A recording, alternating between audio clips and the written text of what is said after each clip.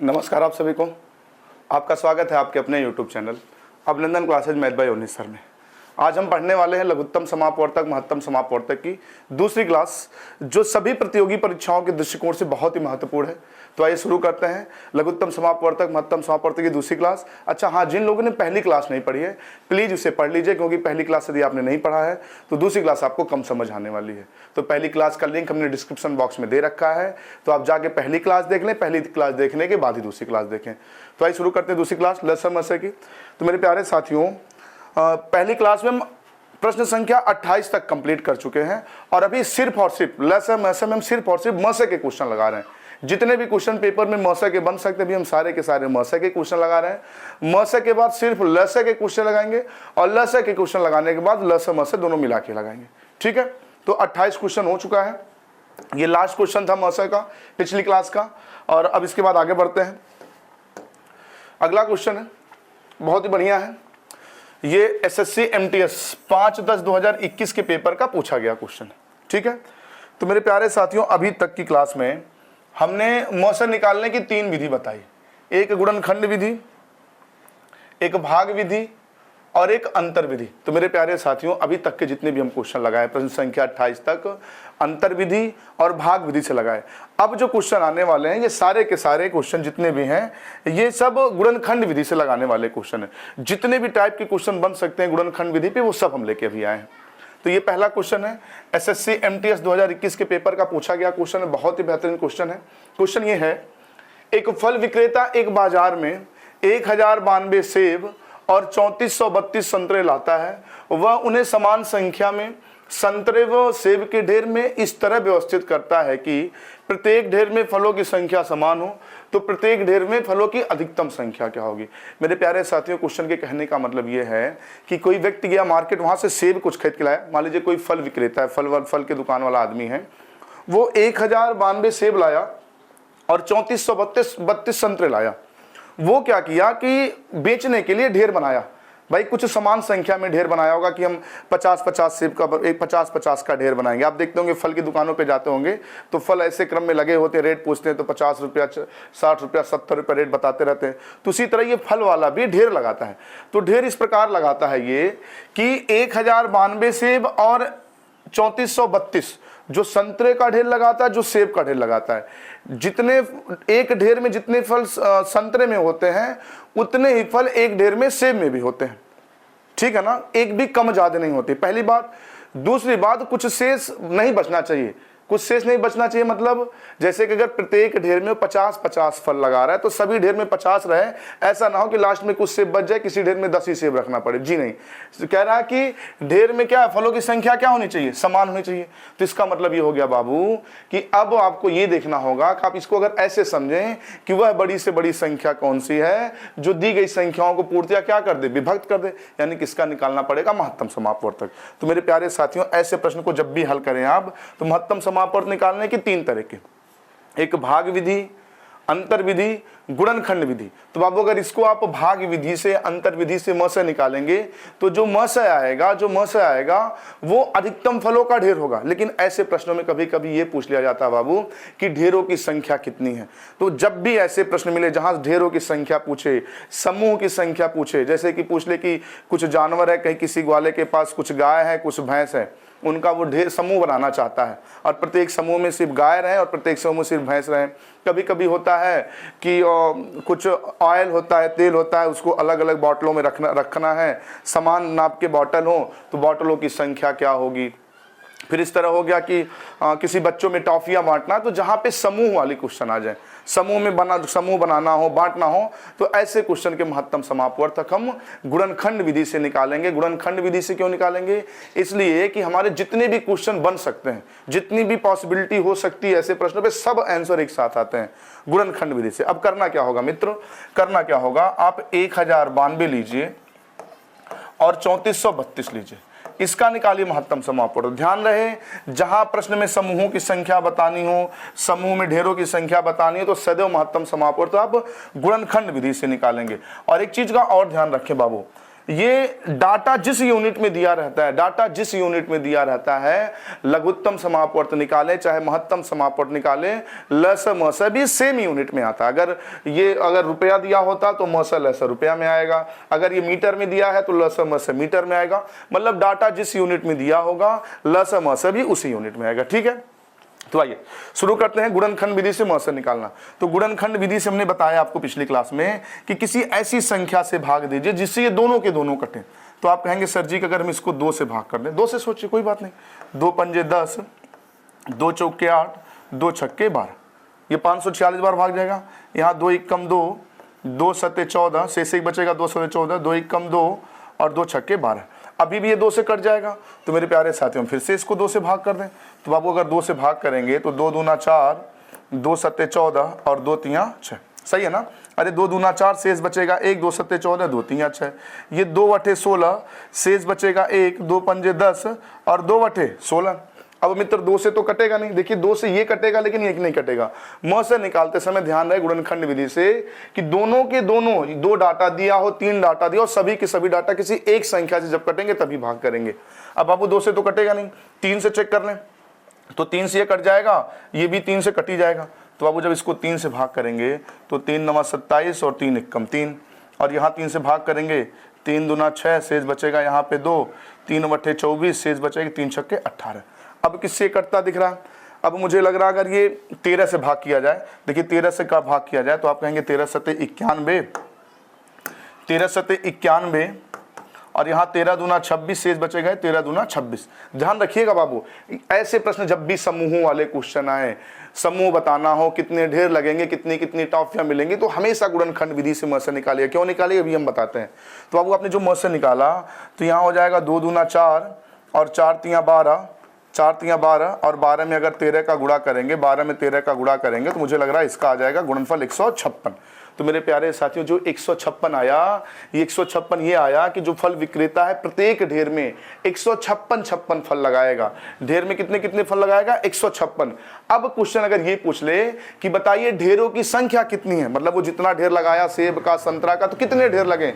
तो मेरे प्यारे साथियों ढेरों की संख्या क्या आएगी? सेब के लगे ढेर 7 और संतरे के ढेर कितने लगे? 22। ये जो रिजल्ट आता है लास्ट में जो शेष बचता है ढेरों की संख्या हो जाती है, समूहों की संख्या हो जाती है। तो मेरे प्यारे साथियों अगर 156 का ढेर लगाएगा, 156 फलों का एक जगह ढेर लगाएगा, तो जो सेब के बनेंगे वो 7 ढेर बनेंगे और जो संतरे के बनेंगे वो कितने ढेर बनेंगे? 22 ढेर बनेंगे। तो मेरे प्यारे साथी यहाँ से सारे के सारे रिजल्ट आ गए। क्वेश्चन पूछ ले कि बताइए, जैसे अभी ये क्वेश्चन ने पूछना कि प्रत्येक ढेर में कितने फल, तो प्रत्येक ढेर में 56 फल। क्वेश्चन कहते सेब के कितने ढेर, तो सेब के 7 ढेर बने। क्वेश्चन पूछ ले संतरे के कितने ढेर, तो संतरे के 22 ढेर बने। क्वेश्चन कहते कुल कितने ढेर बने, तो मेरे प्यारे साथियों 22 7 29 ढेर बने। सारे के सारे क्वेश्चन एक साथ कहते कि सेब और संतरे के ढेर का अंतर कितना है, तो 7 से 22 से आप 7 घटा देंगे 15 अंतर। कुछ भी पूछ ले, प्रश्न की जो औकात हो वो पूछ ले, सब आप बता पाएंगे। गुणनखंड विधि से आप मौसा निकालते हैं। क्लियर? नोट करें फिर आगे बढ़ते हैं। एसएससी एमटीएस 2021 के पेपर का पूछा गया बेहतरीन क्वेश्चन था। नोट करें फिर आगे बढ़ते हैं, अगला क्वेश्चन बताते हैं हम। चलिए ठीक है, अगला क्वेश्चन है, ये भी आरआरबी एनटीपीसी, ये सीबीटी 2022, एनटीपीसी 2022 जो सीबीटी सेकंड पेपर हुआ, सेकंड स्टेज हुआ था, उसका क्वेश्चन है, ये मेंस का है। तो मेरे प्यारे साथियों ये भी कुछ उसी टाइप का क्वेश्चन है, मिलता जुलता क्वेश्चन है। क्वेश्चन कह रहा है रवि के पास 1530 अंडे जबकि वनीता के पास 2380 अंडे हैं, जिन्हें कैरेटों में रखा जाना है। प्रत्येक कैरेट में अंडों की अधिकतम संख्या कितनी होनी चाहिए ताकि एक कैरेट रवि और वनीता दोनों के लिए उपयोग हेतु स्वीकृत हो और उसमें कोई खाली जगह ना हो और कोई भी अंडा बिना पैक किए हुए ना रह जाए। वही सेम क्वेश्चन है। तो बाबू यहाँ पे भी क्या करें, इसका आप महत्तम समापवर्त निकाल लें। तो बाबू महत्तम समापवर्त निकालेंगे तो इसको आप चाहे गुणनखंड विधि से जब भी समूहों का क्वेश्चन दिखे गुणनखंड विधि से। मेरे प्यारे साथियों हमने बताया इस विधि से म से अगर निकालते हैं तो ऐसे नंबर से भाग कर जिससे दोनों के दोनों कटें। तो आप कहेंगे 10 से सर दोनों कटते हैं, तो 10 से भाग करेंगे बाबू 153 आ जाएगा और ये 238। अब ये 153 किससे कटेगा? मुझे लग रहा है कि 17 से कट जाएगा।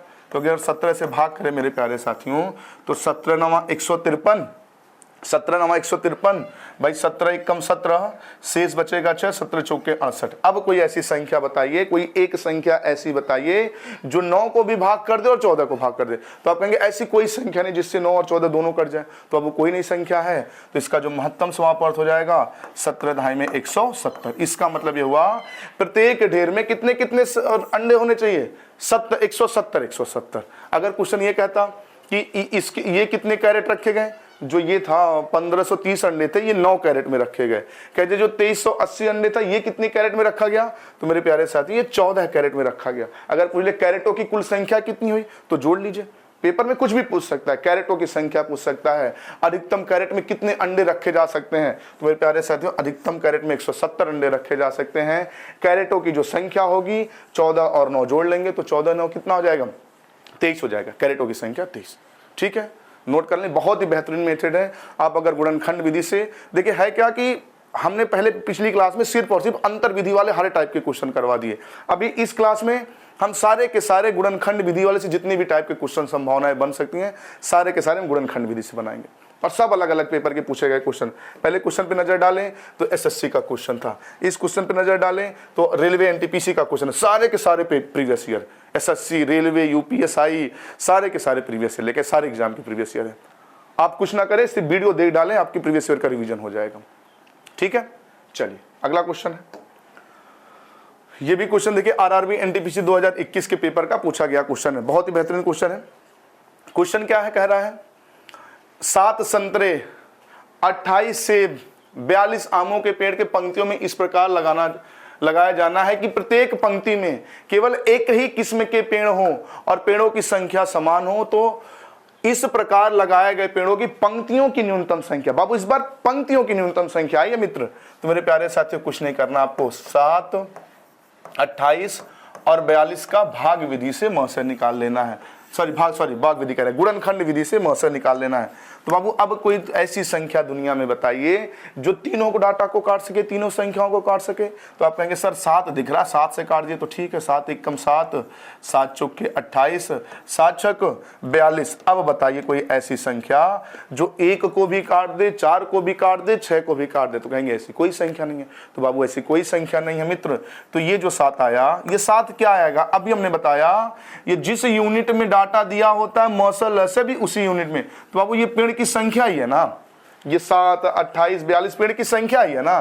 तो अब अगर ये पेड़ की संख्या है तो ये 7 भी पेड़ की संख्या ही आएगी ना, ये पेड़ की संख्या ही तो आएगी। अब ये पेड़ की संख्या क्या हो सकती है, तो बाबू ये जो पेड़ की संख्या है ये प्रत्येक पंक्ति में लगने वाले पेड़ों की संख्या है। अगर पेपर ये पूछता कि प्रत्येक पंक्ति में कितने पेड़ लगाए गए, तो आपका जवाब हो जाता कि प्रत्येक पंक्ति में 7 पेड़ लगाए गए, प्रत्येक पंक्ति में 7 पेड़ लगाए गए। लेकिन क्वेश्चन ने पंक्ति नहीं, पेड़ की संख्या नहीं पूछा है प्रत्येक पंक्ति में, पेपर ने पूछ लिया है कि बताइए पेड़ों की पंक्तियों की न्यूनतम संख्या, पेड़ों की पंक्तियों की न्यूनतम मतलब कितनी पंक्ति बनी। तो बाबू अब यहां पे आप देख सकते हैं कि संतरे के 1 पंक्ति और सेब के 4 पंक्ति और आम के 6 पंक्ति, यानी कुल कितनी पंक्ति हो गई, 6 4 10 और 1 11 पंक्तियां बन गई, 11 पंक्तियां बन गई। तो मेरे प्यारे साथियों सही जवाब हो जाएगा ऑप्शन सी। इतना बेहतरीन मेथड है गुणनखंड विधि, दोनों के दोनों आंसर एक साथ आएंगे। एक पंक्ति में पेड़ कितने लगे, 7 पेड़ लगे, पंक्तियों की संख्या कितनी हो गई, 11।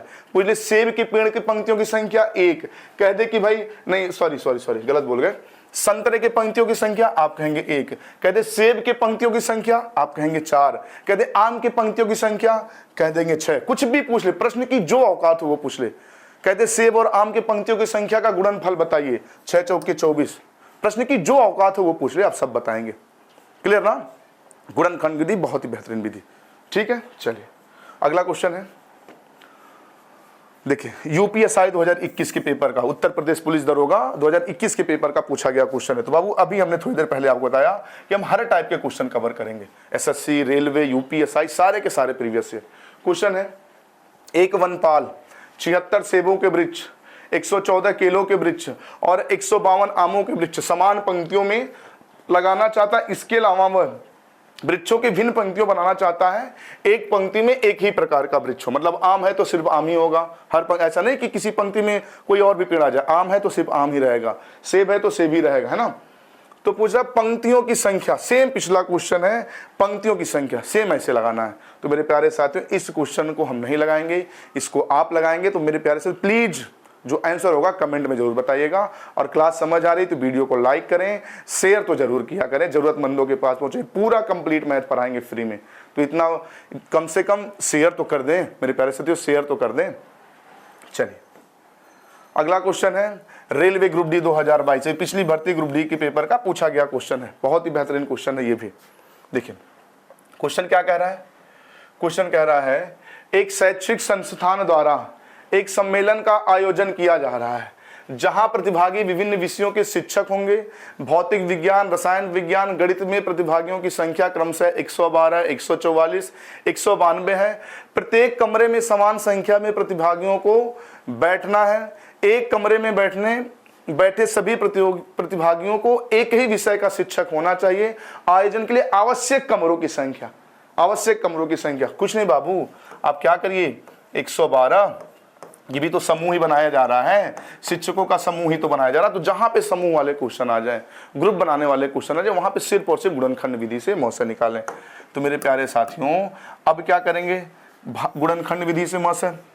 तो अब इसको किससे भाग कर दिया जाए, 4 से कट रहा है, सब 4 से कटता दिख रहा है। अगर इसको हम 4 से भाग कर दें तो हो जाएगा 4 दूना 8, शेष बचेगा 3, 4 बटे 32। ये 4 से भाग कर दें, 4 तियाँ 12, 4 तियाँ 12, शेष बचेगा तो 4 बटे, गलत कर गए क्या, शेष बचे 6, नहीं सॉरी 6 चौके 24 होगा, क्षमा करें। 4 तियाँ 12, शेष बचेगा 2 और 4 छक्के 24। ये 4 से भाग करेंगे, 4 चौके 16, शेष बचेगा 3, 4 बटे 32। अब कोई ऐसी संख्या बताइए जिससे तीनों के तीनों कटें। आप कहेंगे फिर से 4 से सर भाग कर दीजिए। तो फिर से अगर 4 से भाग करेंगे बाबू तो 4 सत्ते 28, 4 नमा 36 और 12 चौके 48। तो मित्र ये जो निकल के आया 4 चौके 16, ये 16 क्या निकल के आया, अभी हमने बताया जिस यूनिट में डाटा होगा उसी यूनिट में लसमस आता है। तो शिक्षकों की संख्या ना है, ये शिक्षकों की संख्या है ना, प्रतिभागियों की संख्या है ना।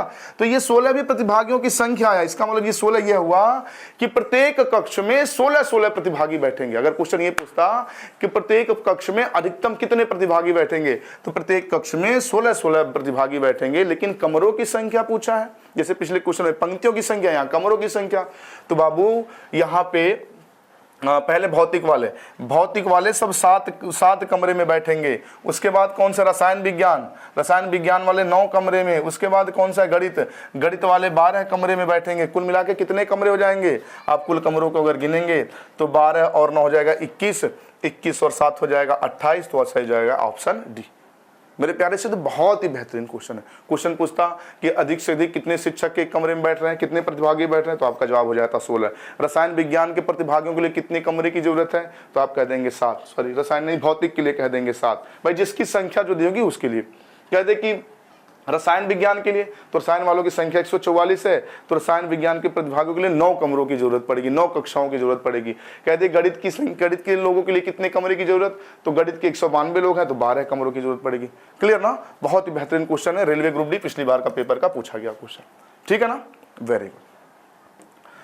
अगला क्वेश्चन सॉल्व करें। एसएससी सीपीयू 16/9/2021 के पेपर का पूछा गया क्वेश्चन है। चलिए सॉल्व करें फिर बताते हैं। बहुत ही बढ़िया क्वेश्चन है। किसी तेल व्यापारी के पास 3 किस्म के तेल 432 लीटर, 594 लीटर, 702 लीटर की मात्रा में है। वह इन्हें समान मात्रा के अलावा लिख दिया है। समान मात्रा के अलावा ये अलग अलग होना चाहिए, अलग अलग समान मात्रा के अलग अलग पात्रों में भरना चाहिए। यहाँ बाबू अलग अलग होगा। भाई मेरे कंप्यूटर ऑपरेटर की हो गई है शादी तय, मनीष सर रीजनिंग पढ़ाते हैं, बताए होंगे, तो वो भटकते रहते हैं। भाई आजकल शादी तय होने के बाद समझ रहे हैं, लड़का लड़की एक दूसरे को समझने के लिए शादी तय होते ही तुरंत बातचीत शुरू, तो बेचारे खो जाते हैं पता नहीं किस दुनिया में, है ना। तो ये होगा यहाँ पे समान मात्रा में अलग अलग होगा, ये अलग अलग 2 बार होगा। अलग अलग पात्रों में भरना चाहता है तो आवश्यक कुल पात्रों की संख्या, तो बाबू कुछ नहीं, आप यहाँ से 432 लीटर है, अगला है 594 लीटर, अगला है 702 लीटर।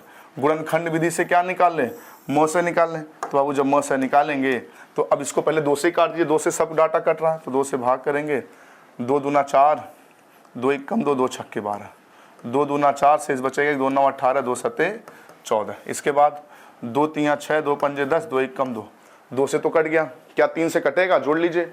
हाँ 8 6 2 8 1 9, 3 से कटेगा, ये भी 3 से कटेगा, 3 से कट जा रहा है, 3 से भाग कर दीजिए। तो बाबू 3 सते 21, 3 दूना 6 है ना, और 3 9 27, शेष बचेगा 3 9 27, ये 3 1 कम 3, 3 1 कम 3, 3 सते 21, तो आ गया 72 9 17। अब 9 से कट जाएगा, 9 से भाग करेंगे बाबू, 9 8 72, 11 9 99 और 13 9 117। तो मित्र इसका जो महत्तम समापवर्तक आ गया ये 3 दूना 6 और 6 9 54। तो बाबू ये 54 क्या आएगा? ये भी लीटर में ही आएगा। अभी हमने बताया जो म से ल से आता है सेम यूनिट में आता है जिस यूनिट में डाटा दिया होता है, तो ये सब लीटर में है तो म से भी लीटर। तो ये 54 लीटर मतलब क्या? 54 लीटर मतलब ये हो गया कि जो समान मात्रा वाले ना, हाँ समान मात्रा वाले जो बर्तन है ना वो 54 लीटर के बर्तन में चाहिए। प्रत्येक बर्तन में 54 लीटर तेल होगा। ठीक है। अब पेपर ने पूछा है कि पात्र में भरना चाहिए आवश्यक कुल पात्रों की संख्या, तो बाबू 13 बर्तन यहां लगेंगे, 11 यहां लगेंगे, 8 यहां लगाएंगे, कुल जोड़ लीजिए तो 13 और 11 हो जाएगा 24, 24 और 8 हो जाएगा 32। तो ऑप्शन बी इसका सही जवाब हो जाएगा। सीपीयू के पेपर का पूछा गया क्वेश्चन है, बहुत ही बेहतरीन क्वेश्चन है। और बाबू गुणनखंड विधि से जब भी क्वेश्चन आपको लगे कि बर्तनों की संख्या बताना है और पंक्तियों की संख्या बताना है, समूह की संख्या बताना है, ढेर की संख्या बताना है, तुरंत म से जो निकालिएगा गुणनखंड विधि से निकालिए। क्लियर ना? अभी हम बहुत सारे क्वेश्चन सिर्फ और सिर्फ गुणनखंड विधि वाले में से के अभ्यास करेंगे। बहुत बढ़िया। अगला क्वेश्चन सॉल्व करिए। यूपीएससी 2017 के पेपर का पूछा गया क्वेश्चन है, ये भी बेहतरीन क्वेश्चन है। क्वेश्चन क्या कह रहा है? 600 ग्राम, 420 ग्राम और 780 ग्राम के वजन के 3 चॉकलेट बार्स को एक समान वजन के छोटे टुकड़ों में काटा गया। यदि एक व्यक्ति को ऐसे 2 टुकड़े दिए जाने तो ऐसे लोगों की न्यूनतम संख्या क्या होगी जो सभी टुकड़ों को बांट सके? सॉल्व करें। यूपीएससी 2017 के पेपर का पूछा गया क्वेश्चन है, फिर हम बताते हैं।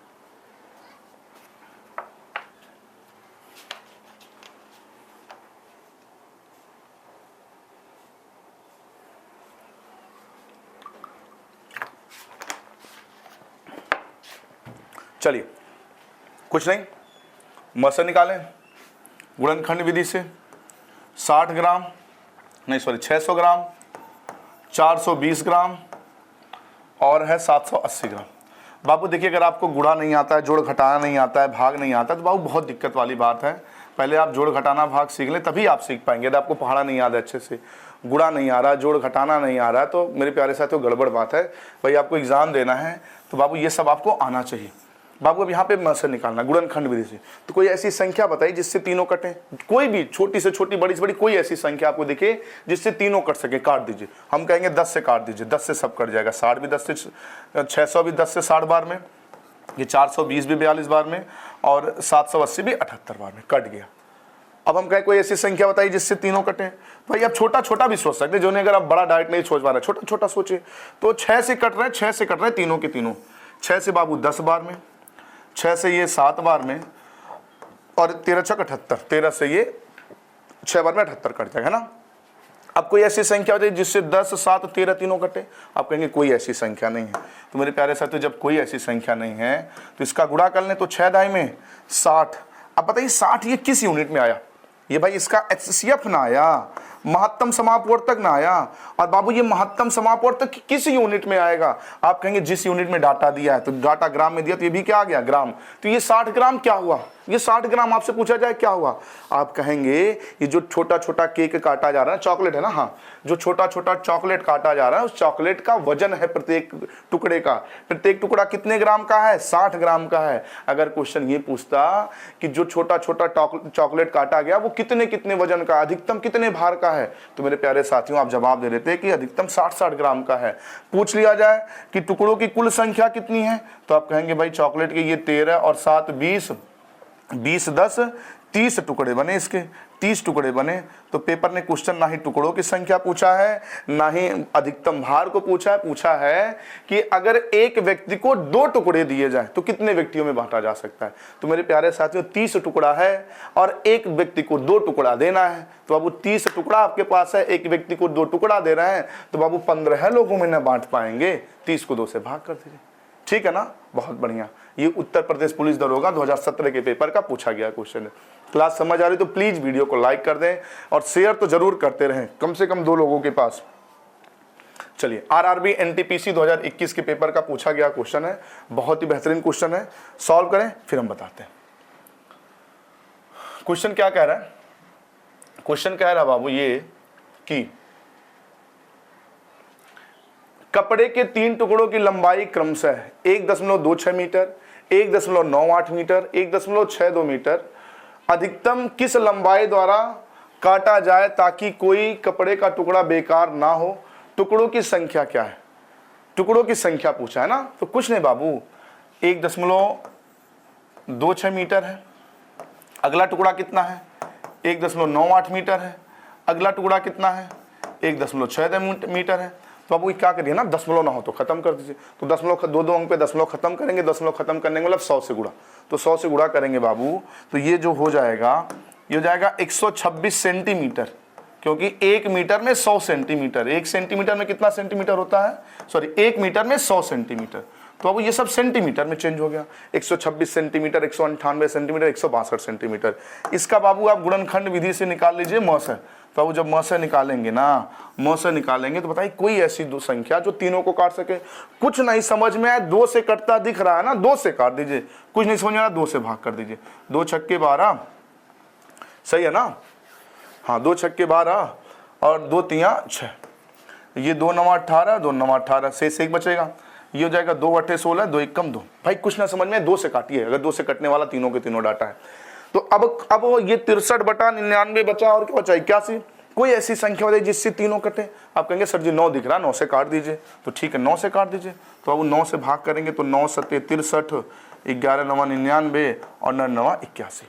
तो बाबू ये जो आएगा 9 दूना 18, ये म से आएगा 9 दूना 18, और ये जो म से 18 आया किस यूनिट में आएगा? ये सब सेंटीमीटर में था, तो सेंटीमीटर में। तो ये 18 क्या है? 18 सेंटीमीटर क्या होगा? तो आपके दिमाग में खुद ही इतनी बात आएगी, भाई टुकड़ा काटा जा रहा, टुकड़ा काटा जा रहा, तो ये 18 सेंटीमीटर का टुकड़ा होगा। यानी कि टुकड़ा जो अधिकतम लंबाई का होगा 18 सेंटीमीटर का टुकड़ा बनेगा।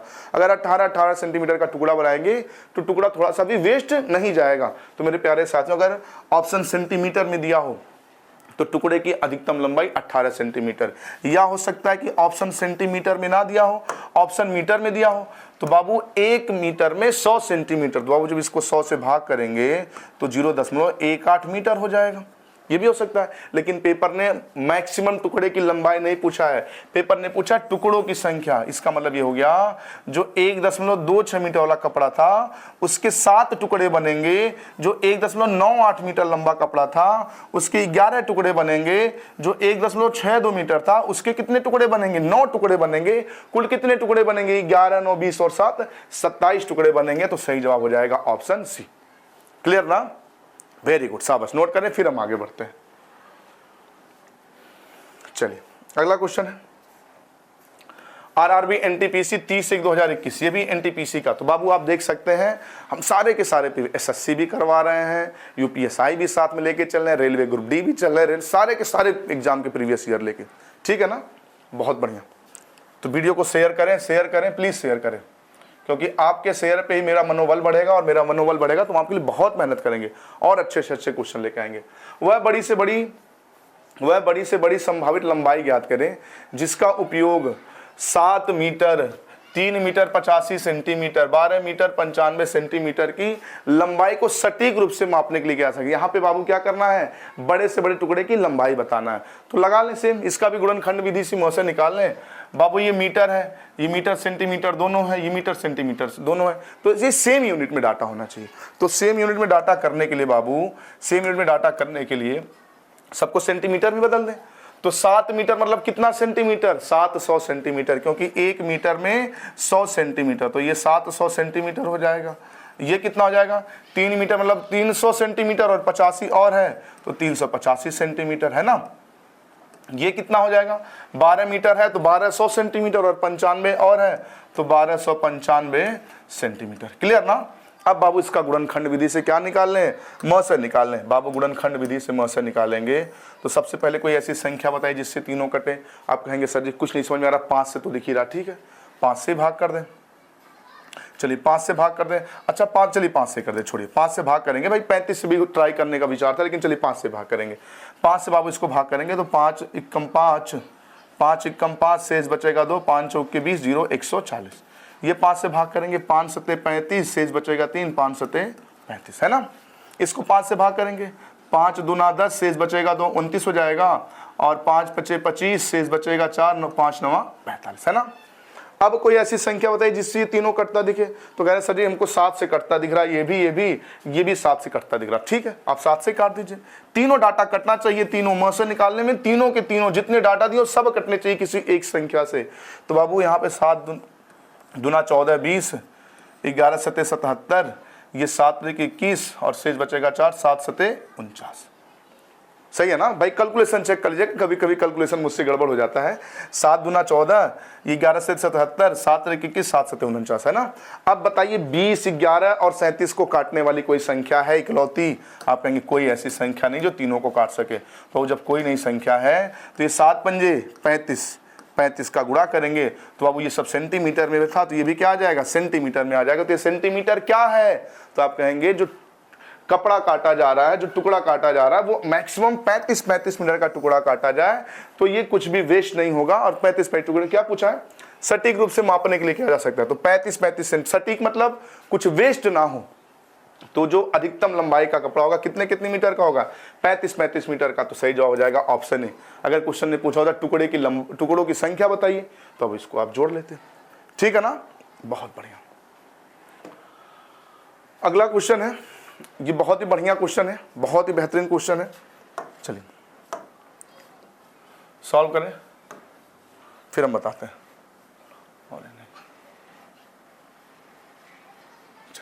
क्वेश्चन ये है, 3 आयताकार खेतों के क्षेत्र 288 वर्ग मीटर, 408 वर्ग मीटर और 552 वर्ग मीटर है। खेतों में समान आकार के न्यूनतम खंड बनाए गए। यदि खंडों की चौड़ाई 4 मीटर है तो खंडों की चौड़ाई 4 मीटर है तो खंडों की लंबाई क्या होगी? कुछ नहीं बाबू, इस क्वेश्चन के कहने का मतलब ये है कि एक व्यक्ति के पास मान लीजिए ऐसे तीन खेत हैं, 3 खेत हैं अलग अलग क्षेत्रफल के। एक का क्षेत्रफल है 288 वर्ग मीटर, एक का क्षेत्रफल है 408 वर्ग मीटर, एक का क्षेत्रफल है 552 वर्ग मीटर। इसमें से छोटे छोटे टुकड़े बनाए गए, छोटे छोटे खंड बनाए गए समान माप के। सभी टुकड़ों में क्या, सभी खेतों में क्या किए गए, ऐसे छोटे छोटे समान माप के खंड बनाए गए। और जो खंड बनाए गए ना बाबू, इस प्रत्येक की चौड़ाई 4 मीटर तो लंबाई। तो सबसे पहले ये देखना होगा कि कौन से बड़े आकार का खंड है जो इनको ऐसा नहीं हो रहा है कि थोड़ा बहुत भी टुकड़ा कहीं वेस्ट हो। समान आकार के मतलब सेम साइज के सब में होना चाहिए। तो सेम साइज के तभी होंगे जब इनको पूरा काटने वाला कोई डाटा होगा। इनका मतलब समान आकृति मतलब पूरा ये काट दे, कोई एक ही संख्या हो, बराबर काट दे। तो मेरे प्यारे साथियों इसका क्या निकालेंगे, म से निकालेंगे। और म से निकालने के लिए मेरे प्यारे साथियों गुणनखंड विधि सबसे बेहतरीन विधि। तो जब गुणनखंड निकालेंगे, गुणनखंड विधि से म से निकालेंगे तो 288, 408, 552, है ना।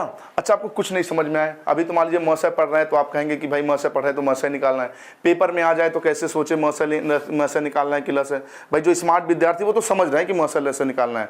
कुछ व्यक्ति नहीं समझ पाते इस क्वेश्चन का क्या निकालें, म से कि ल से। तो मुझे एक बात बताएं बाबू, हम पहली क्लास में ये बात आपको बता दिए थे कि संख्या के कंपेयर में जो डाटा दिया होता है म से ल से निकालने के लिए, अगर आप म से निकाल रहे होते हैं तो संख्याओं की तुलना में मान छोटा आता है म से का कि बड़ा आता है? आप कहेंगे मान छोटा आता है। और ल से निकाल रहे होते हैं तो जो ल से निकल के आता है उन संख्याओं के कंपेयर में क्या आता है, बड़ा मान आता है।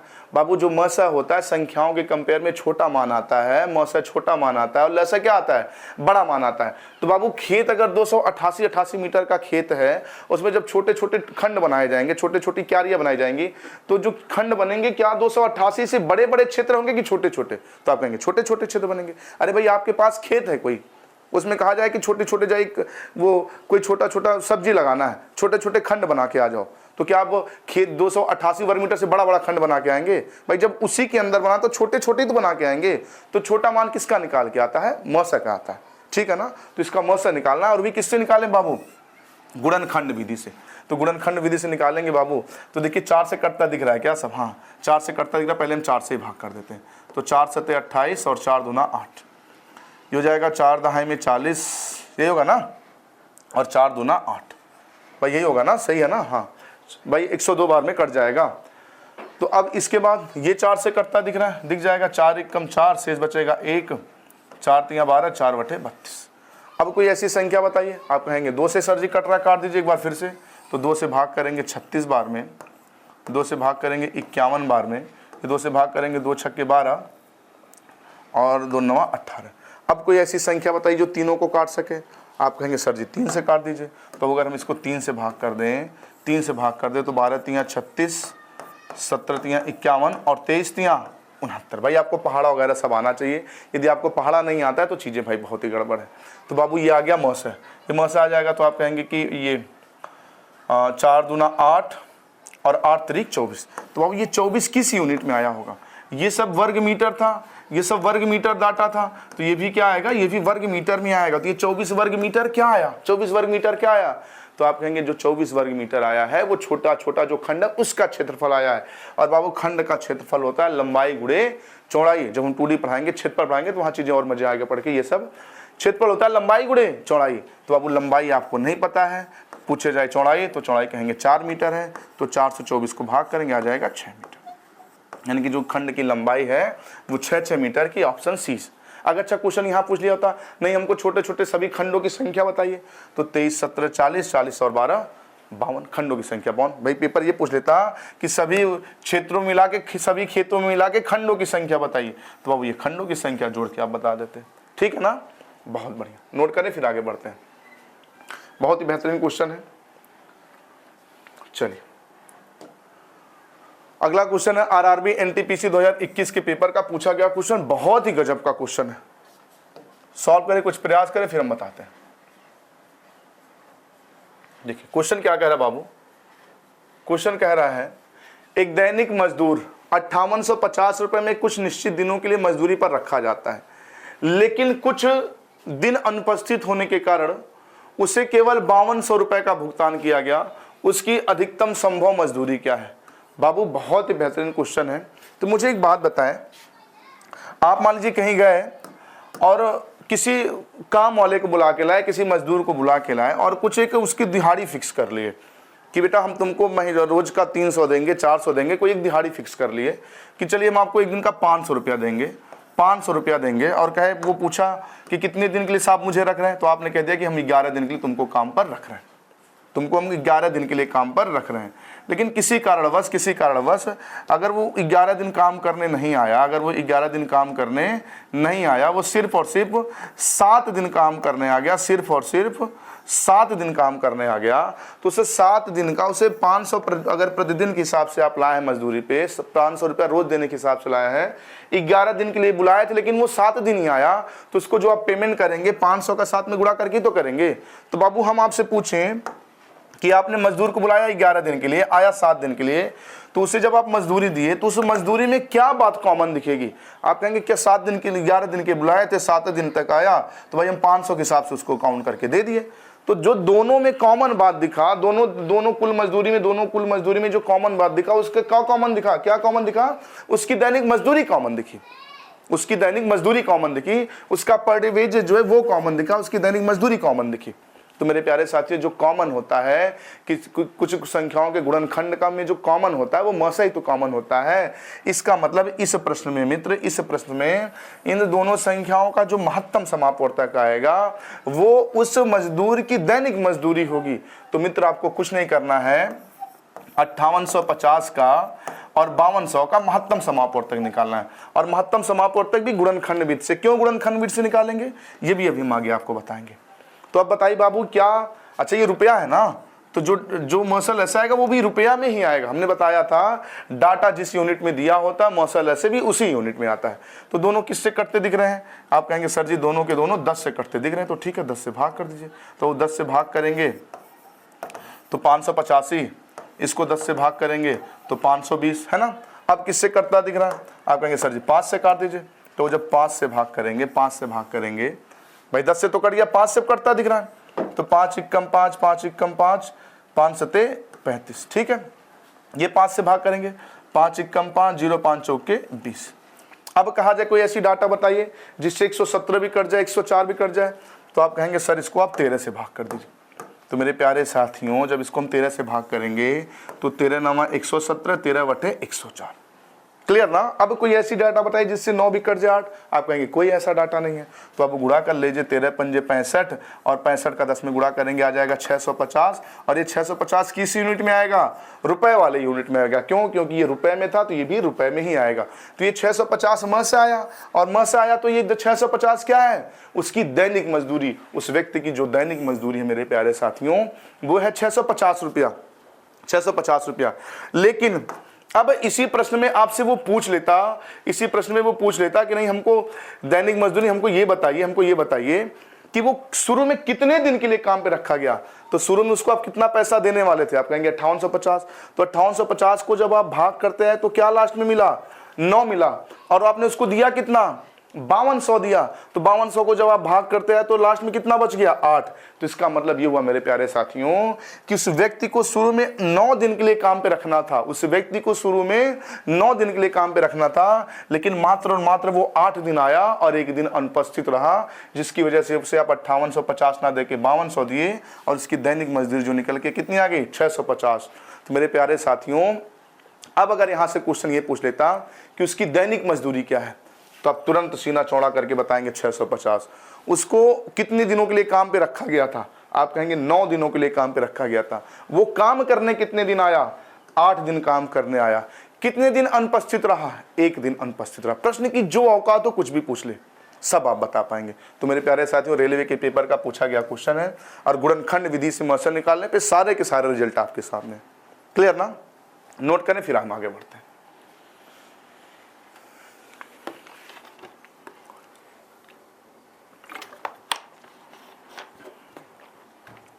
चलिए अगला क्वेश्चन है सेम पिछले टाइप की तरह ये भी क्वेश्चन है। ये क्वेश्चन पूछा है कि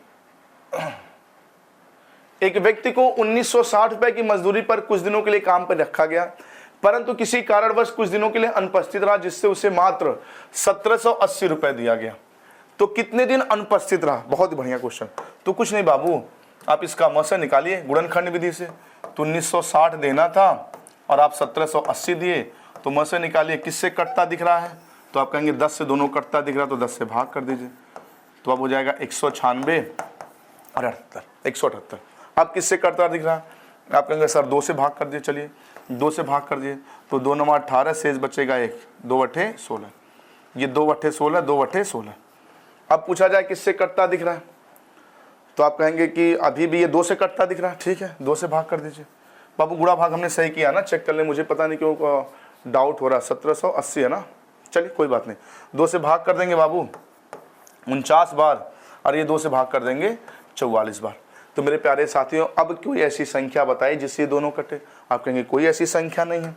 तो बाबू जब कोई ऐसी संख्या नहीं है, ये जो आया ये 10 दूना 20, 20 दूना 40, तो बाबू ये जो 40 रुपये आया उसकी दैनिक मजदूरी आ गई। ये 40 रुपया उसकी दैनिक मजदूरी आ गई। लेकिन पेपर ने दैनिक मजदूरी नहीं पूछा है, पेपर ने क्या पूछा है? कितने दिनों तक अनुपस्थित रहा है। तो बाबू 49 दिन तक काम पे रखा गया था उसको, लेकिन काम करने सिर्फ कितना दिन आया? 44 दिन आया। तो कितना दिन अनुपस्थित हुआ? 49 से जब आप 44 घटाएंगे आ जाएगा 5, यानी कि 5 दिन वो अनुपस्थित रहा। 49 दिन के लिए रखा गया था, 44 दिन काम करने आया, रोज का 40 रुपया ले रहा था। ठीक है ना? बहुत ही बढ़िया। तो गुणनखंड विधि बहुत ही बेहतरीन विधि है।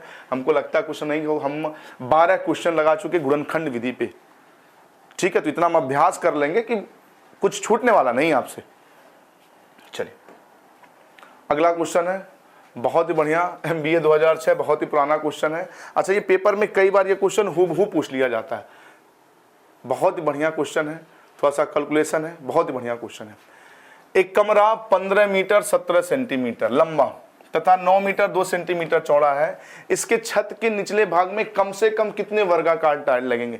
बाबू एक कमरा है, भाई आप भी जानते होंगे आपके घर पे कमरा है तो नीचे फर्श पे टाइल्स लगवाते हैं ना, तो वो टाइल्स की संख्या कैसे निकालते हैं? तो मेरे प्यारे साथियों टाइल्स की संख्या जब निकालते हैं ना, जब भी टाइल्स हमेशा फर्श पे लगेगा, और फर्श मतलब पूरे कमरे के क्षेत्र पे, कमरे के क्षेत्र मतलब पूरे कमरे के क्षेत्रफल पे, कमरे के फर्श के पूरे क्षेत्रफल पे टाइल्स लगेगा। तो बाबू टाइल्स कमरे का जो फर्श होगा, जो कमरा पूरा होगा, कमरे के फर्श से टाइल्स क्या होगा? छोटा छोटा होगा। तो बाबू कुछ नहीं करना है, टाइल्सों की संख्या, जब भी टाइल्सों की संख्या है, जब हम क्षेत्रफल पढ़ेंगे तो इसको और ढंग से बताएंगे।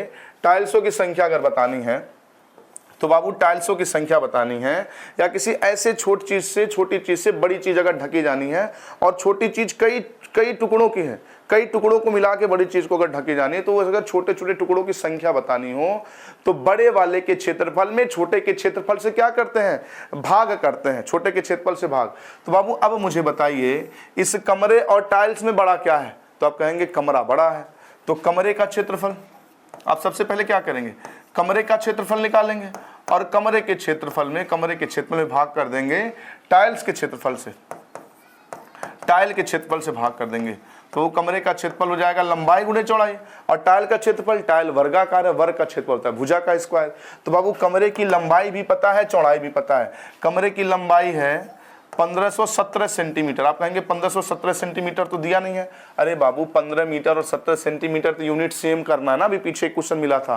तो 15 मीटर मतलब 1500 सेंटीमीटर, क्योंकि 1 मीटर में 100 सेंटीमीटर होता है। तो 1500 सेंटीमीटर और 17 है तो 1517 सेंटीमीटर हो जाएगा, और उसकी चौड़ाई 9 मीटर मतलब 900 सेंटीमीटर और 2 सेंटीमीटर और, यानी कि 902 सेंटीमीटर चौड़ा हो गया। बटे अब वर्गाकार टाइल्स, वर्ग का क्षेत्र होता है भुजा का स्क्वायर, तो वर्ग की प्रत्येक भुजा ही हमको नहीं पता है। तो अब वर्ग की अगर प्रत्येक भुजा नहीं पता है, टाइल्स की प्रत्येक भुजा नहीं पता है, तो ये 902 और ये जो 1517 है इसका आपको निकालना पड़ेगा, क्योंकि इसको पूरा पूरा काटना है ना, पूरा पूरा ढकना है ना फर्श को, तो इसको पूरा पूरा काटने वाला नंबर ढूंढना है, यानी कि इसका निकालना पड़ेगा म से।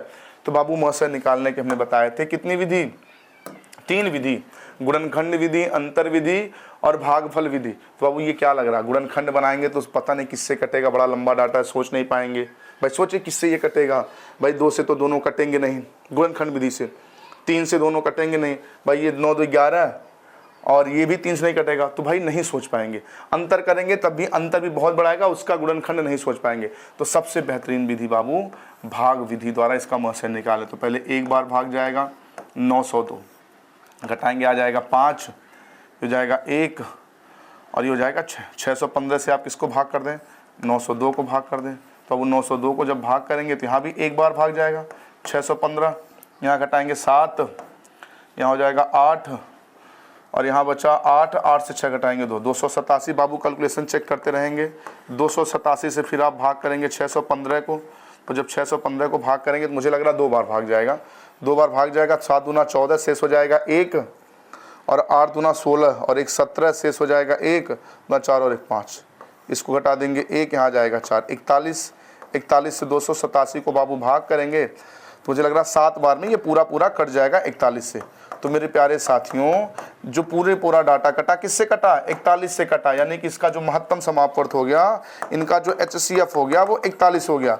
और ये जो 41 आया ना वो वर्गाकार टाइल्स की प्रत्येक भुजा हुई। तो वर्गाकार टाइल्स की प्रत्येक भुजा अगर 41 सेंटीमीटर, तो वर्ग का क्षेत्रफल होता है भुजा का स्क्वायर, यानी कि भुजा गुणे भुजा, 41 गुणे 41। तो जब 41 से इसको भाग करेंगे तो 41 इसको अगर हम भाग करें तो 41 तिया 123, 41 तिया 123 और 151 से अगर 23 घटाएंगे शेष बच जाएगा 88 और 7 हो जाएगा 287 और फिर से 7 बार भाग चला जाएगा तो हो जाएगा 37 और यहाँ हो जाएगा 41 दूना 82, शेष बचेगा 8 और 41 दूना 82, तो 37 गुणे 22। तो बाबू 37 में अगर आप 22 का गुणा करेंगे, 37 का 22 में गुणा करेंगे तो भाई पूरा गुणा नहीं करना, 7 दूना 14, लास्ट में 4 होगा। कौन से ऑप्शन के लास्ट में 4 है, ऑप्शन सी, खत्म। तो अब थोड़ा कैलकुलेशन वाला क्वेश्चन था, सारे क्वेश्चन आसान नहीं थे, कुछ क्वेश्चन लगाने भी पड़ते हैं, है ना। नोट करें, एक तरीका और देखते हैं, कुछ और छोटा बहुत नोट करें फिर बताते हैं।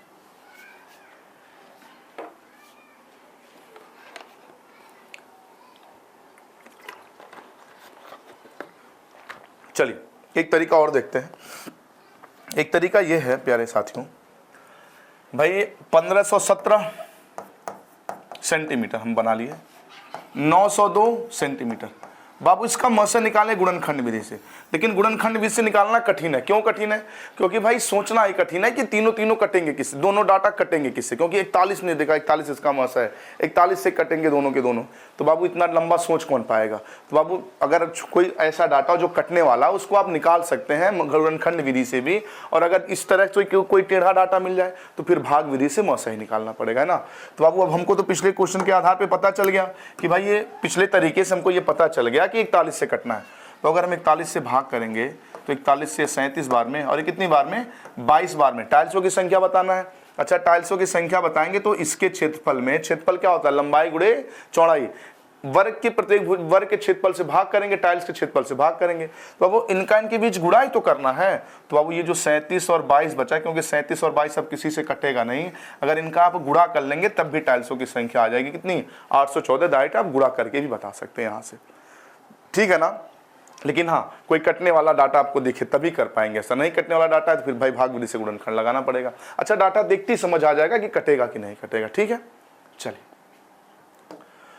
अगला क्वेश्चन है, एक आयताकार बरामदे की लंबाई व चौड़ाई क्रमशः 284, 248 वर्ग सेंटीमीटर है। तो इसको फर्श को पूर्ण संख्या में ढकने वाले बड़े से बड़े आकार, देखिए यहाँ पे फिर से क्या करिएगा, शादी जो तय कर हो गई है, क्या करिएगा, आजकल के लौंडे ना शादी के चक्कर में सब भूल जाते हैं। चलिए, तो इसके फर्श पर पूर्ण संख्या में लगने वाले बड़े से बड़े आकार के वर्गाकार, यहाँ वर्गाकार होना चाहिए बाबू, वर्गाकार होना चाहिए, नालायक हो गए बिल्कुल शादी के चक्कर में। वर्गाकार टाइल्स है ना, वर्गाकार टाइल्स की संख्या क्या थी, पिछला क्वेश्चन ये भी है। तो बाबू कुछ नहीं करना है, ये 284 और 248 का आपको मौसे निकालना है। तो मौसे देखिए, क्या आप गुणनखंड विधि से निकाल पाएंगे, आप कहेंगे हाँ सर बिल्कुल निकाल पाएंगे, कटता दिख रहा तो काट दीजिए। तो अब अगर अब इसको आप 2 से भाग करेंगे, 2 1 कम 2 और 2 चौके 8, 2 दूना 4, 2 1 कम 2, 2 दूना 4, 2 चौके 8, क्या अभी भी कटेगा, हाँ कहेंगे अभी भी 2 से कटेगा तो काट दीजिए। वो 2 से काटेंगे, 2 सत्ते 14, 2 1 कम 2, 2 छक्के 12 और 2 दूना 4। अब कोई ऐसी संख्या बताइए जो 71 62 को दोनों को काट दें, आप कहेंगे कोई ऐसी संख्या है नहीं। तो नहीं है बाबू, टाइल्सों की संख्या बताना है। तो भाई इसके क्षेत्रफल में, टाइल्स के क्षेत्रफल से भाग करते, भाई इनका क्षेत्रफल होता लंबाई गुणे चौड़ाई, कुछ नहीं इनका गुणा कर लें। तो अब अगर इनका गुणा करेंगे 71 का 62 में, तो गुणा करना नहीं है। देखिए लास्ट का अंतिम अंक निकालिए, 2 1 कम 2, तो किस ऑप्शन के लास्ट में 2 आ रहा है, आप कहेंगे 4402 के खत्म, ऑप्शन 20 का सही जवाब, ठीक है। तो गुणनखंड विधि वाले मसले पे इस टाइप के क्वेश्चन आते हैं। तो हमने बहुत क्वेश्चन किया है ना। चलिए आगे बढ़ते हैं। आरआरबी एनटीपीसी 2022 के पेपर का पूछा गया क्वेश्चन ये कह रहा है, 2 अलग अलग संख्याओं का महत्तम समापवर्त 1 होता है जब, बाबू महत्तम समापवर्त 1 कब होता है, जब या तो संख्याएं सहअभाज्य हों, कोई ऐसी 2 संख्या जो कि सहअभाज्य हो, क्योंकि सहअभाज्य संख्या की परिभाषा होता है ऐसी संख्याओं का समूह जिनका मौसा 1 हो वह सहअभाज्य हो, या फिर कोई 2 प्राइम नंबर हो, 2 अभाज्य संख्याएं अगर एक साथ लिख दी जाए तो उनका भी मौसा कितना होगा, 1 होगा। तो मौसा 1 कह रहा है कि 2 संख्याएं अभाज्य संख्याएं हो, तो बाबू ऑप्शन ए बिल्कुल सही है, क्योंकि 2 अभाज्य संख्याओं का मौसा क्या होता है, 1 होगा। 2 सम संख्याओं का मौसा नहीं, भाई सम संख्याओं का एक मौसा नहीं होगा, कम से कम छोटा से छोटा तो 2 तो होगा ही। 2 विषम संख्याओं का नहीं, ऐसा भी नहीं हो सकता भाई। 2 विषम संख्या, हम कह रहे 3 और 15, ये दोनों के दोनों क्या है, विषम संख्या, तो 3 15 का मौसा भी तो क्या होगा, 3 होगा। लेकिन अगर अभाज्य नंबर लिया जाए तो उनका मौसा 1 होगा, लेकिन विषम संख्या का मौसा 1 नहीं हो सकता है ना। 2 विषम संख्या का मौसा 1 नहीं हो सकता। एक सम संख्या हो और दूसरी, एक सम संख्या हो और दूसरी, सॉरी गलत भर जा रहे हैं, एक विषम संख्या और दूसरी क्या हो, सम संख्या हो। तो बाबू ऐसे कंडीशन में, उदाहरण में अगर हम 6 और 15 ले लें, तो भाई एक सम है एक विषम, तो क्या मौसा 1 होगा जी, नहीं, इनका मौसा 3 होगा। तो अब ऐसा नहीं कहा जा सकता, सिर्फ और सिर्फ 2 अभाज्य संख्याओं का ही मौसा सदैव क्या होता है, 1 होता है। इसका सही जवाब हो जाएगा ऑप्शन ए, ठीक है ना, बहुत बढ़िया। आगे बढ़ते हैं। तो अब आ गए लौसा पे आधारित प्रश्न। तो मेरे प्यारे साथियों, अभी तक जितने भी क्वेश्चन थे, कितने क्वेश्चन हम लोग 43 क्वेश्चन लगाए, ये 43 के 43 क्वेश्चन विभिन्न प्रतियोगी परीक्षाओं में पूछे गए, एसएससी एमटीएस में, सीजीएल में, रेलवे ग्रुप डी में, एनटीपीसी में, उत्तर प्रदेश पुलिस में और सीजीएल में, फिर एमटीएस में, यूपीएसआई में, सभी विभिन्न प्रतियोगी परीक्षाओं में पूछे गए क्वेश्चन। ये 43 क्वेश्चन सभी के सभी मौसा के ही क्वेश्चन थे। जितने भी टाइप के क्वेश्चन पेपर में पूछे जाते मौसा पे आधारित, हमने सभी आपको लगवा दिए। अब जो लगाने वाले हम सिर्फ और सिर्फ लसे के क्वेश्चन, और लसा के क्वेश्चन लगाने के बाद जितने टाइप के क्वेश्चन लसा के बन सकते हैं सारे लसा लगाएंगे, फिर लसा मसा दोनों मिला के लगाएंगे, ठीक है। 4-5 क्लास लगेगी, बिल्कुल धैर्य बनाए रखिएगा। लेकिन हाँ, ये 4-5 क्लास पढ़ने के बाद आपसे लसा मसा के कभी भी कोई क्वेश्चन गलत नहीं होंगे, ठीक है। चलिए, तो अब हम लसा देखेंगे। ल से हमने बता दिया है, आपको परिभाषा तो बता ही दिया है। लघुत्तम समापवर्तक वह छोटी से छोटी संख्या जो दी गई संख्याओं से पूर्णतः विभक्त हो जाए, वह उन संख्याओं का लघुत्तम समापवर्तक होता है। बाबू लघुत्तम समापवर्तक निकालने के 3 तरीके होते हैं। क्या क्या होते हैं वो तीनों जान लें। हम एक संख्या आपको दे दें, कह दें कि 15, 20 और 30 का हमको लस है बताइए। ये हम 3 संख्या दे दिए, 15, 20 और 30 का लस है बताइए। तो बाबू लस निकालने का सबसे प्राचीन तरीका जो आप बचपन से एकेडमिक से लगाते आ रहे हैं, क्या एक तरीका है बाबू, 15, 20 और 30 का आप क्या बनाएंगे, गुणनखंड बनाएंगे।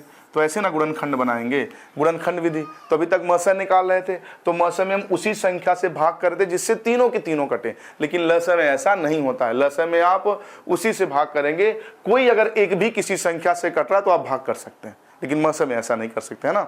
तो लस निकालने तो क्या 2 से कोई भी इसमें से कटेगा कि नहीं कटेगा, आप कहेंगे कटेगा, 20 भी कटेगा, 30 भी कटेगा, तो भाग कर दीजिए।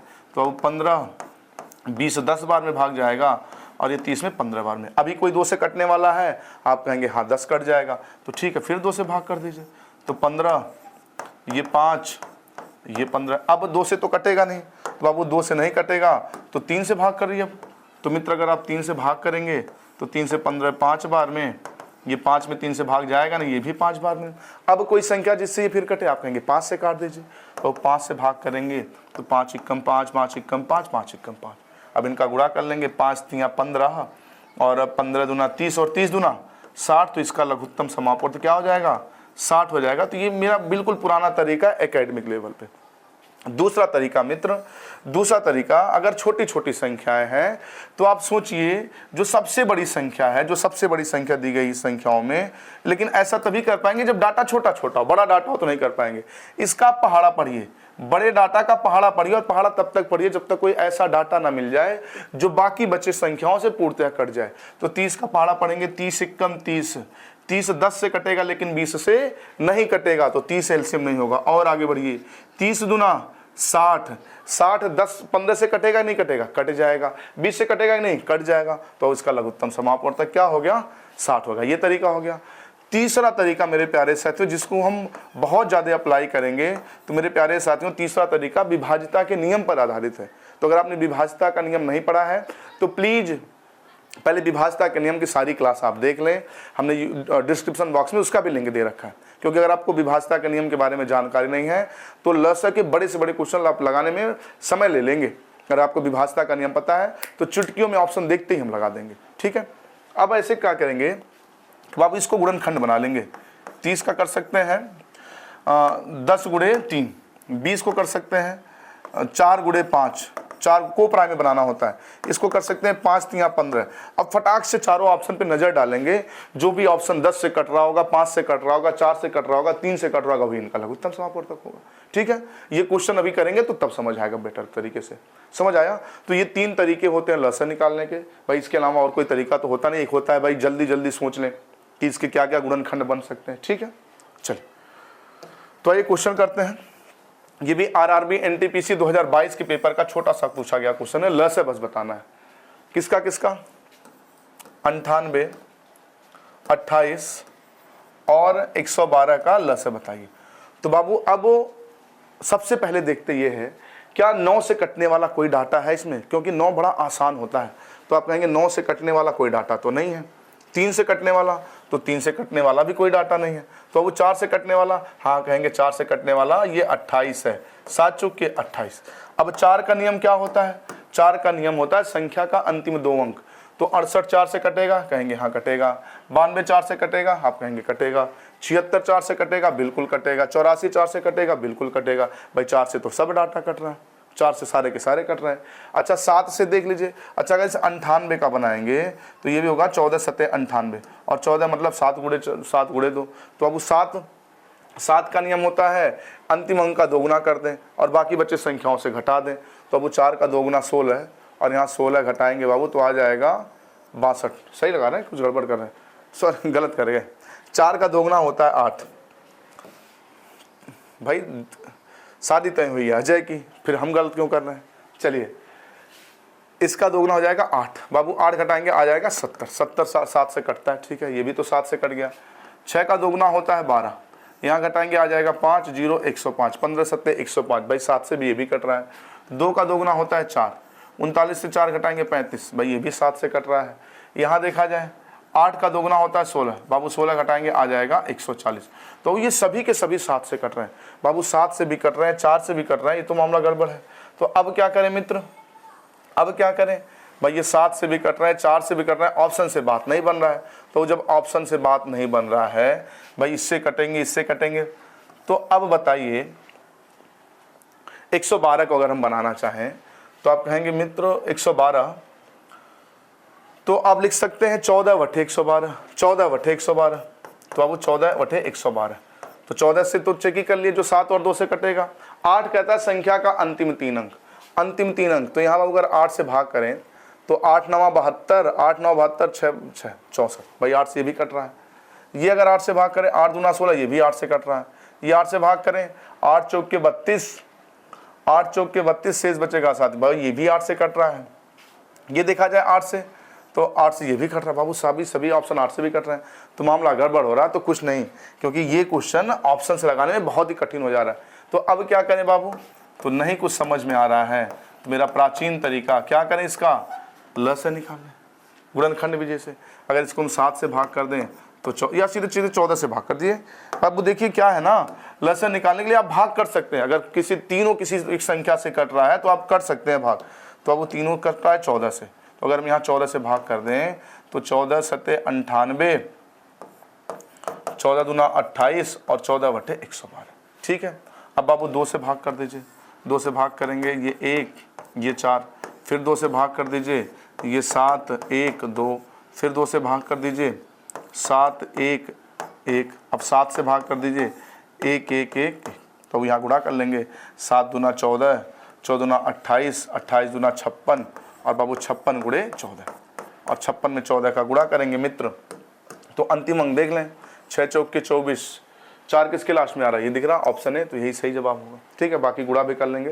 तो मेरे प्यारे साथियों कुछ क्वेश्चन लगाने ही पड़ते हैं। अभी इस क्वेश्चन का अगर हम ऑप्शन से अगर गुणन वो विभाजता के नियम से चेक करेंगे, फंसे के फंसे पर रह जाएंगे, है ना।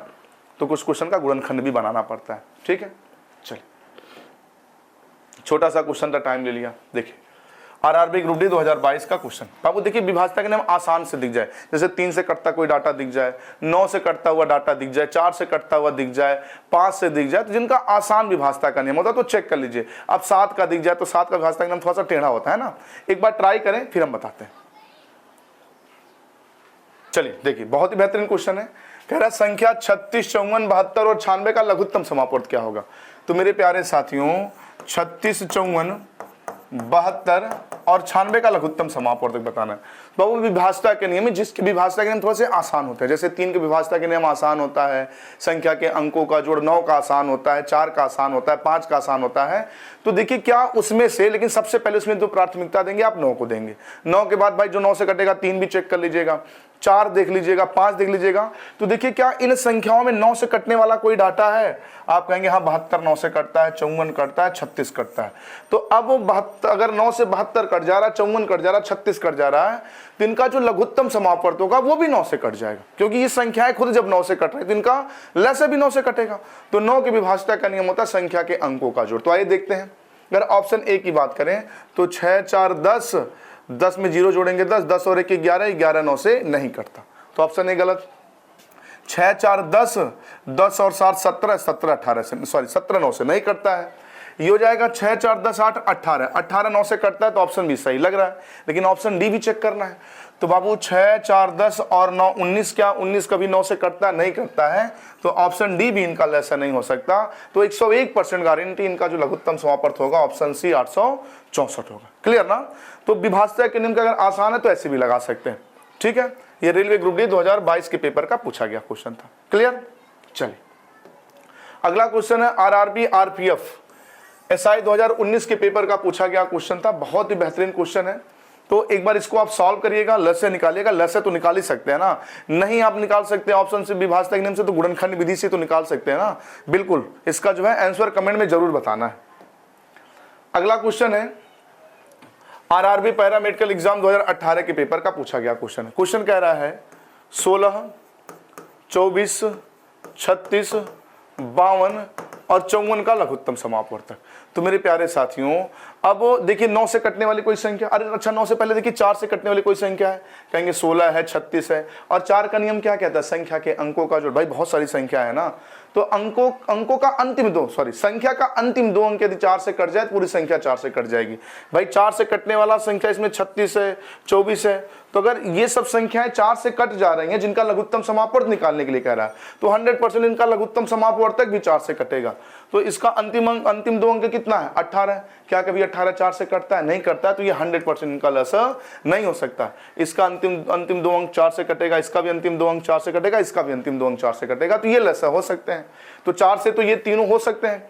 लेकिन अब 9 का चेक कर लेते हैं। भाई 9 से 54 कटेगा कि नहीं? आप कहेंगे सर बिल्कुल कटेगा। तो अब 9 से अगर ये संख्या कट जाए तो इनका लसर भी 9 से कट जाएगा। 9 का नियम क्या होता है? संख्या के अंकों का जोड़। तो अगर हम ऑप्शन ए जोड़ें तो 6 6 12 12 और 1 13 13 और 5 18। तो अब ये 9 से कटता दिख रहा है, 9 से कटता दिख रहा है ना, तो ये हो सकता है। ये देखा जाए तो 4 3 7 2 9, ये भी कटता 9 से दिख रहा है, ये भी हो सकता है। ये चेक करें ऑप्शन बी अगर, तो 6 2 8 1 9, 9 से कट गया लेकिन शेष ये 5 रह गया, तो ये भी 9 से नहीं कटा। तो ना ये लसर हो सकता है ना, तो इसका लसर या तो ऑप्शन ए हो सकता है, या तो ऑप्शन ए हो सकता है, या तो ऑप्शन सी हो सकता है। अब ए होगा किसी, तो अब हमने 4 से भी चेक कर लिया, 9 से भी चेक कर लीजिए। अब 8 से चेक कर लेते हैं। कैसे? 8 कहाँ से मिला? अरे 8 3 24। भाई 24 से वही संख्या कटेगी, 24 से जो संख्या कटेगी वो 8 से भी कट जाएगी 3 से, क्योंकि इनका गुणनखंड होता है 8 3। तो वो 8 कहता है संख्या का अंतिम 3 अंक। तो अगर इसको हम भाग करें तो आप कहेंगे 8 पंजे 40, शेष बचेगा 3, तो हो जाएगा 32 कट जाएगा। इसको अगर हम 8 से भाग करें तो आप कहेंगे 8 सते 56, 8 सते 56, शेष बचेगा 5, फिर 6 उतार लेंगे, 8 सते 56। भाई ये 8 से भी कट जा रहा है, तो वो 8 से भी कट जा रहा है, 36 से कट जा रहा है। अब क्या चेक करें? भाई अब कुछ नहीं, 16 से चेक कर देते हैं। 16 से, तो 16 से बाबू अगर हम चेक करें तो इसको चेक करें, 16 दूना 32, 16 दूना 32, शेष बचेगा 11। देखिए भाई ये भी तो कट गया, मामला फंस रहा है। देखिए ऐसे क्वेश्चन होते हैं कि भाई विभाजता के नियम से भी कभी कभी टेढ़ा हो जाता है। विभाजता के नियम 100% कंफर्म है कि ऑप्शन डी और ऑप्शन बी इनके आंसर नहीं हो सकते, या तो ऑप्शन ए होगा या तो ऑप्शन सी। तो 4 से हो गया, 9 से हो गया, 16 से भी। ये देख लीजिए 16 से अगर इसको हम देखें तो अब 16 से अगर इसको हम चेक करना चाहें, चेक कर लें। भाई कुछ नहीं समझ में आता तो गुणनखंड विधि तो है ही ना। अगर हम इसको 16 से भाग करें तो 16 तियां 48, 16 तियां 48, शेष बचेगा यहाँ पे 8, फिर 16। भाई 16 से ये भी कट रहा है। अच्छा ये 100% 16 से कट ही रहा है ना, शेष बचेगा 1 और 1, भाई 112 है ना। 16 से तो 112, भाई 16 से भी कट जा रहा है। अब क्या करें भाई? 16 से भी कट गया, 8 से भी कट गया, 8 पंजे 40 से, ठीक है। ये 8 से 8 सते 56 हो जाएगा, शेष बचे भाई 8 से भी कट गया, 3 से कट ही रहा, 9 से। अच्छा 4 से तो हमने चेक कर लिया। अब बचा 52, 13 चौक के 52। तो भाई अब चेक करना होगा 13 से, इसमें जो 13 से कटेगा, जो 13 से कटेगा वही आंसर होगा। तो अगर इसको हम 13 से चेक करें तो 13 तियां 39, 13 तियां क्या हो जाएगा? 39। तो यहाँ शेष बच जाएगा 4 और 2 उतार लेंगे 42। अब ये 13 से नहीं कट रहा तो 52 से नहीं कटेगा, तो बाबू इसका ऑप्शन सी भी नहीं आंसर होगा। इकलौता ऑप्शन क्या होगा? ए होगा। तो कुछ क्वेश्चन ऐसे मिल जाते हैं जो विभाजता के नियम से भी कठिन हो जाते हैं। तो बाबू अब विभाजता के नियम या गुणनखंड बाबू ल से निकालना ही पड़ेगा, जो भी आपको आसान लगे, जिस पे आपका अधिक से अधिक प्रैक्टिस हो। ठीक है, चलिए अगला क्वेश्चन लगाते हैं। अगला क्वेश्चन है उत्तर प्रदेश पुलिस 2019 के पेपर का पूछा गया क्वेश्चन है। सॉल्व करें फिर हम बताते हैं। चलिए देखिए, कुछ नहीं करना है बाबू, 25 का, 30 का और 60 का निकालना है लस। तो भाई ये तो छोटी संख्या पहाड़ा पढ़ सकते हैं ना। 60 का अगर हम पहाड़ा पढ़े, हम बताए थे ना, ये भी एक तरीका। तो 60 कम 60, 30 से कटेगा 25 से नहीं। 60 दूना 120, 30 से कटेगा 25 से नहीं। 60 तियां 180, 30 से कटेगा 25 से नहीं। 60 चौक के 240, 30 से कटेगा 25 से नहीं। 60 पंजे 300, 60 पंजे 300, 330 से भी कटेगा, 25 से भी कटेगा, तो इनका लघुत्तम समापवर्तक ऑप्शन डी बिल्कुल सही जवाब हो जाएगा। ठीक है ना, बहुत बढ़िया। प्लीज बाबू अगर क्लास समझ आ रही है तो वीडियो को लाइक कर दें, प्लीज कम से कम 2 लोगों के पास शेयर कर दें। फ्री की क्लास है तो कम से कम शेयर तो कर सकते हैं ना।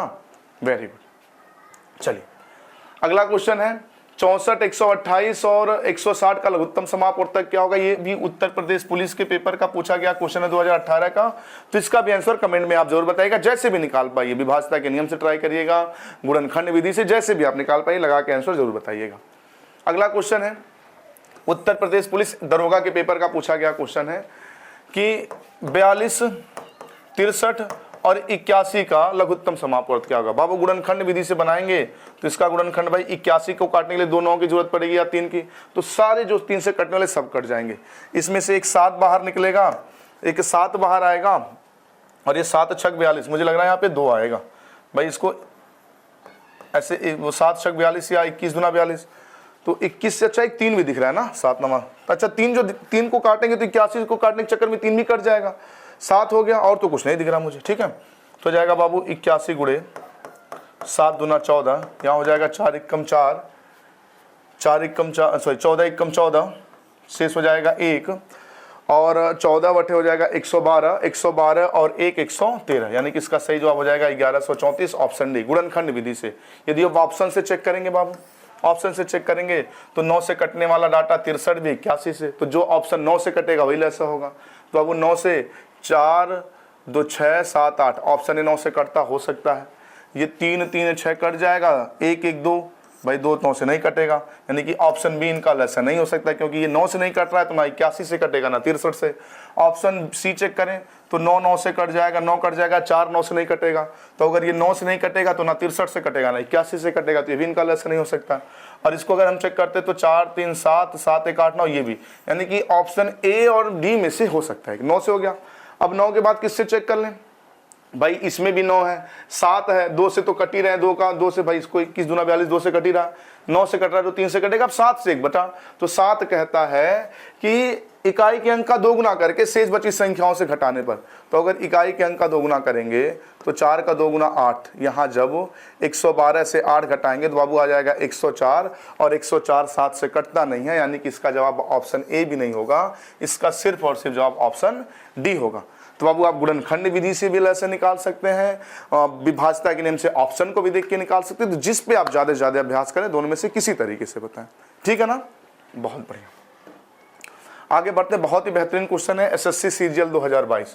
क्वेश्चन ये कह रहा है वह छोटी से छोटी संख्या क्या होगी जिसको 2 गुना करने पर वह संख्या 15 18 25 32 से पूर्णतया अभक्त है। तो मेरे प्यारे साथियों, सबसे पहला काम तो आप ये देखिए कौन सी संख्या, इन संख्याओं से कौन सी छोटी से छोटी संख्या है जो 15 18 25 32 से पूर्णतया अभक्त है।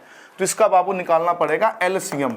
तो इनका जब एलसीएम निकालेंगे तो एलसीएम के लिए 32 का और 25 का, 32 का 25 का और 9 का गुणा कर देंगे, एलसीएम हो जाएगा, है ना।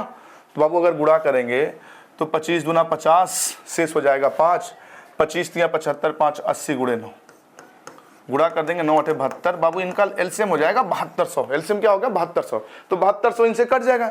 लेकिन कह रहा वह संख्या बताइए जिसका 2 गुना करें। तो बाबू इनका जो लस है 7200 है, अगर इसी का हम आधा कर दें, लस का आधा कर दे तो आएगा क्या 3600, और 3600 का वापस से 2 गुना करेंगे फिर से 7200 हो जाएगा, और 7200 इनसे कट जाएगा। इसका मतलब बाबू कुछ नहीं करना है, जो आपने एलसीएम निकालना है ना उसी का बटे 2 कर देना। आधा कह रहा है तो बटे 2, अगर 2 गुना कह रहा है तो एलसीएम का 2 गुना, 3 गुना कह रहा है तो एलसीएम का बटे 3, 4 गुना कह रहा है तो एलसीएम का बटे 4, 5 गुने कह रहा है तो एलसीएम का बटे 5। तो बाबू ये इससे कट जाएगा, रिजल्ट आ जाएगा 3600। तो सही जवाब हो जाएगा ऑप्शन ए।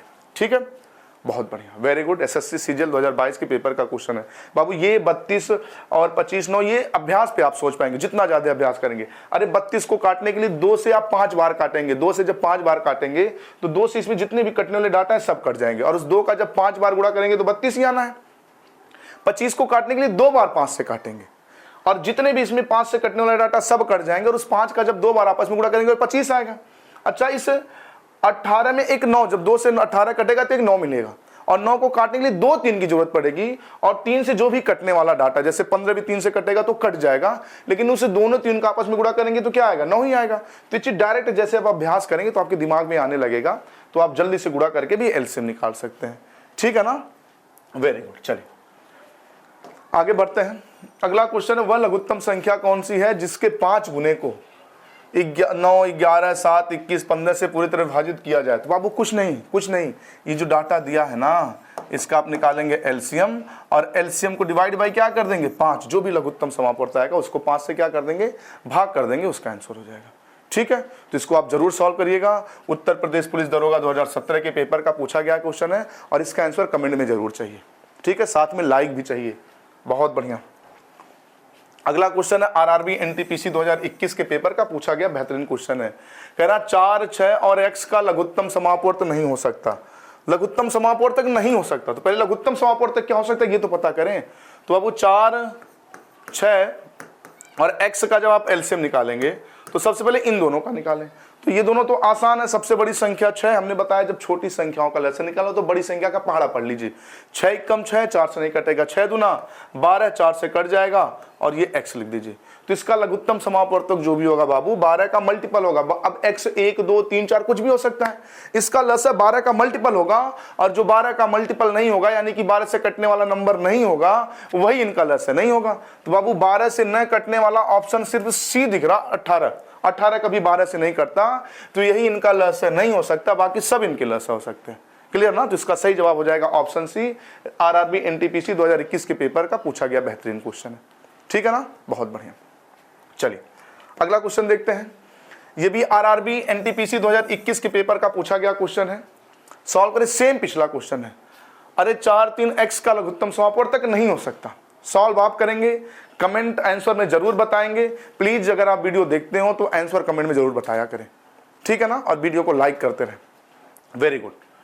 चलिए बाबू सारे क्वेश्चन आप देख रहे होंगे, एसएससी, सीजीएल, एमटीएस, बार बार हम एक ही बात बता रहे हैं, UP police, Uttar Pradesh police दरोगा, ग्रुप डी, एनटीपीसी, सारे के सारे क्वेश्चन लगा रहे हैं।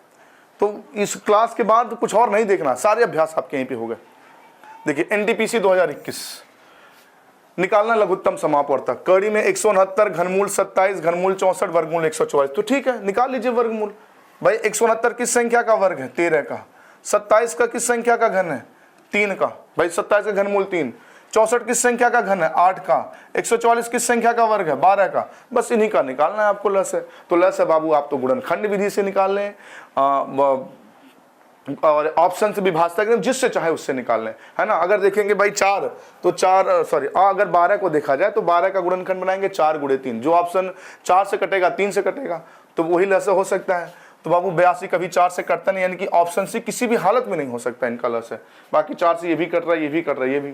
3 से चेक कर ले, 3 कहता है संख्या के अंकों का जोड़, 6, 4, 10, 8, 18 कट रहा है, ये भी कट रहा है 3 से, ये तीनों के तीनों ऑप्शन 3 से कट रहे हैं। 8 कहता है विभाजिता का 8 की विभाजिता का नियम होता संख्या का अंतिम 3 अंक, तो इसको अगर हम 8 से भाग करें तो 8 पंजे 40, शेष बचेगा 6, 68, 68 कभी 8 से नहीं करता, तो डी भी नहीं इसका आंसर हो सकता है।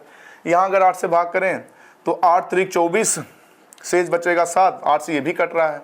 ये 8 एकम 8, 8 एकम 8, शेष बचेगा 7। भाई 8 एकम 8, शेष बचेगा 7, शेष बचेगा 7, 6, 76 भी 8 से नहीं करता, तो ये भी नहीं हो सकता। तो 100% इनका सही जवाब हो जाएगा ऑप्शन बी।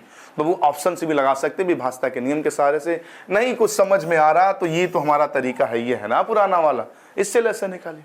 ठीक है, बहुत बढ़िया। आगे बढ़ते हैं।